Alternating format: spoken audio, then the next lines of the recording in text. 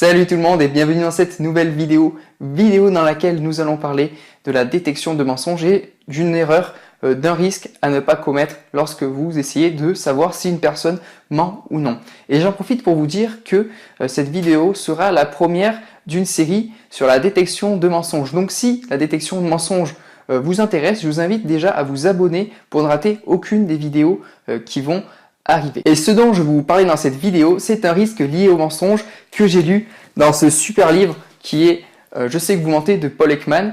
Paul Ekman, pour ceux qui ne connaissent pas, c'était un scientifique psychologue dans le domaine du mensonge et du langage corporel.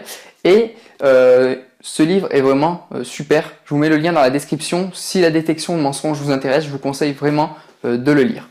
Et qu'est-ce que raconte Paul Ekman dans ce livre? Il dit que il avait écouté un interview de Tom Brokaw, vous m'excuserez mon accent si c'est pas comme ça que ça se prononce, donc qui est Tom Brokaw, qui est un journaliste, je crois ancien journaliste et intervieweur au Today Show. Et donc Paul Ekman raconte dans ce livre que il avait entendu un interview donc de ce journaliste-là qui racontait que lorsqu'il interviewe une personne ou qu'une personne lui parle, pour détecter la tromperie, le mensonge, il se fiait aux signaux verbaux et non aux signaux non verbaux. C'est-à-dire qu'il allait plutôt chercher des problèmes dans les paroles des gens, plutôt à chercher, il explique, des paroles évasives ou alambiquées, plutôt que de détecter sur le visage ou sur tout le corps de la personne des signaux non verbaux pouvant également indiquer la tromperie.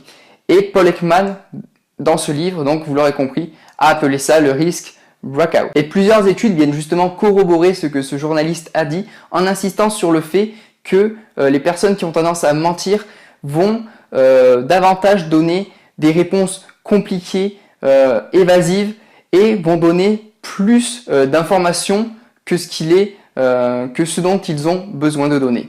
Et il y a également d'autres études qui viennent dire exactement le contraire de ça en disant que les gens sont trop malins pour donner des réponses évasives et alambiquées et justement on fait en sorte de donner des réponses claires et de faire attention à leurs signaux au niveau verbal. Et Paul Ekman explique qu'il est assez compliqué de donner la légitimité à ces études qui se contredisent car elles-mêmes, la manière dont elles expérimentent le mensonge sont guère fiables d'après lui. Il faut savoir que dans ces expériences, ce sont majoritairement des étudiants à qui l'on demande de mentir sur des questions sans enjeu et bien souvent ce sont des expériences qui sont faites en laboratoire parce que elles ne peuvent pas être faites ailleurs. Donc rien que l'environnement qui est en laboratoire avec des étudiants et des questions sans enjeu, ça donne, selon Paul Ekman, des expériences sur le mensonge qui sont très peu fiables. Pour vous donner un exemple de ces expériences, il a par exemple été demandé à des étudiants de se faire l'avocat d'une cause contraire à la leur en donnant leur avis sur la peine capitale ou sur l'avortement, ou encore de dire le contraire de ce qu'ils pensent d'une personne en leur montrant une simple photo. Le gros problème de ces expériences selon Paul Ekman, c'est qu'elles négligent la relation entre le menteur et sa cible. Il n'y a pas de véritable contexte. Elle n'a pas vraiment de raison de mentir à sa cible. Parfois même, lors de l'expérience, les étudiants ne devaient même pas mentir à une personne, mais ils devaient mentir juste devant un micro. Donc à partir de là, vous pensez bien que ce n'est en rien des conditions réelles. Et c'est vrai que, comme il l'explique dans le livre, c'est vraiment pas des situations optimales pour une expérience sur le mensonge, car ça se rapproche très mal d'un contexte réel. Vous pensez donc que de tels menteurs pourraient donc échapper à Tom Brokaw, ce journaliste qui pensait que il fallait juste se focaliser sur les signaux verbaux et que les signaux non verbaux n'avaient pas d'importance. Et un danger encore pire serait d'accuser de menteurs des personnes ayant des problèmes pour s'exprimer ou s'exprimant de manière complètement évasive ou alambiquée.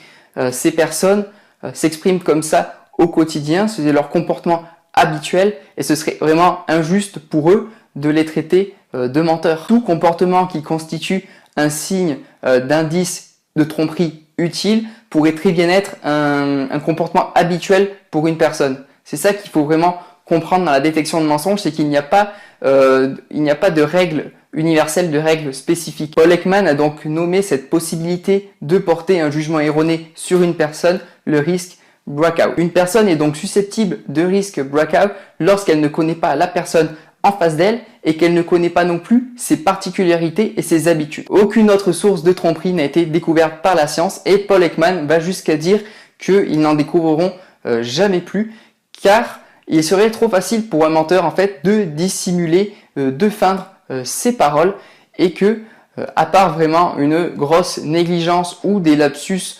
verbaux, une personne va vraiment faire attention lorsqu'elle ment à parler correctement. Ce qu'il faut donc retenir de cette vidéo et du risque breakout expliqué par Paul Ekman, c'est que afin d'éviter cela, il faudra mettre en place une ligne de référence bien solide. Alors qu'est-ce que la ligne de référence? Je l'ai expliqué dans d'autres vidéos, je vais faire un bref rappel.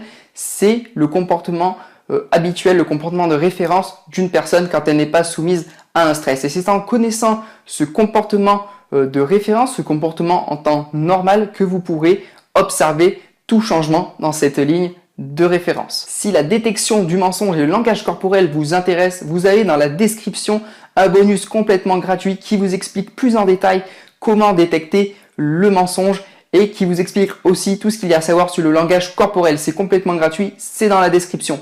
Si l'étude de la détection de mensonges vous intéresse vraiment, je vous invite à vous abonner à la chaîne YouTube pour ne rater aucune vidéo car dans les jours à venir, je vais poster plusieurs vidéos sur ce sujet-là. Vous pouvez également partager cette vidéo si elle vous a plu, laisser un pouce bleu pour me soutenir et moi je vous dis à la prochaine. Ciao!